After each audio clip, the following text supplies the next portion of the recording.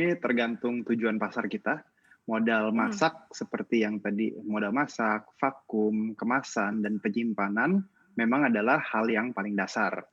Nah, sebenarnya proses makanan beku terbaik adalah menggunakan teknologi. Nama teknologinya adalah blast freezer, di mana makanan matang pada saat sekitar 80 derajat langsung dibekukan menuju ke sekitar minus 18 derajat pada waktu yang Mmm. sesingkat mungkin. Proses ini menjaga kualitas masakan pada titik optimal nih sebenarnya pada saat mulai dimasak sampai makanan itu di-serve di atas meja gitu. Nah, Oke. di rumah tapi sebenarnya di rumah bila tidak ada nama teknik bukan teknologi adalah ice water bath atau makanan yang sudah divakum langsung dimasukkan ke dalam wadah air es.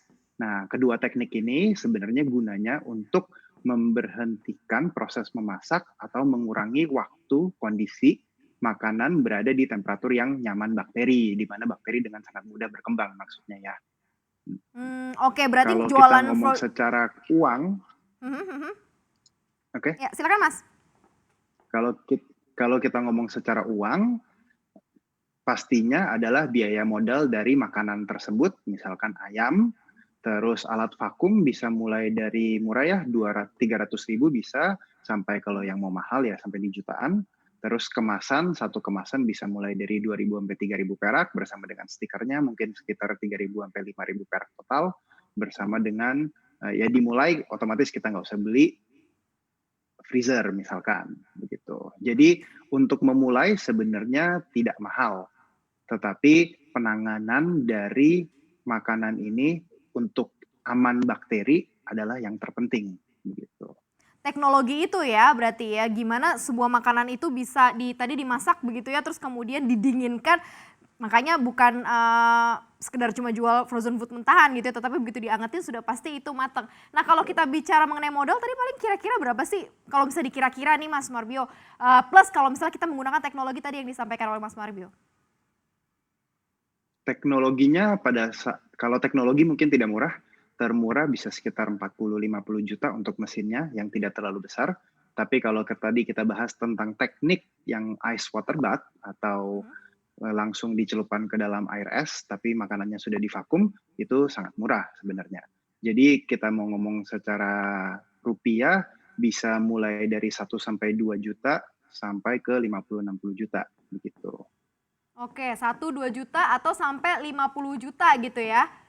Tergantung kita mau Ya. pakai teknologi apa, kalau teknologi yang simpel ini tadi yang ice water bath itu teknologi itu ya, yang bisa dilakukan secara rumahan gitu ya. Nah ini kalau misalnya apa sih yang harus, diperhatikan biasanya kalau seandainya kita menggunakan teknologi ini perhitungannya tuh, masa tunggunya atau expired-nya atau kemudian juga, istilahnya kayak, barangnya tetap bisa bagus itu berapa lama sih Mas perhitungannya? Terbaik sebenarnya makanan itu tidak boleh lebih dari 1 bulan aja udah cukup lama ya sebenarnya. Karena walaupun tidak rusak, biasanya kualitas makanan akan menurun. Contoh, rasanya atau wanginya tidak akan sebaik dibanding pada saat makanan itu masih fresh. Mmm. Baiknya juga makanan homemade jangan dipakai pengawet. Karena pada saat kita memasak atau apalagi menggunakan cuka, garam, gula, ini kita sudah punya pengawet alami.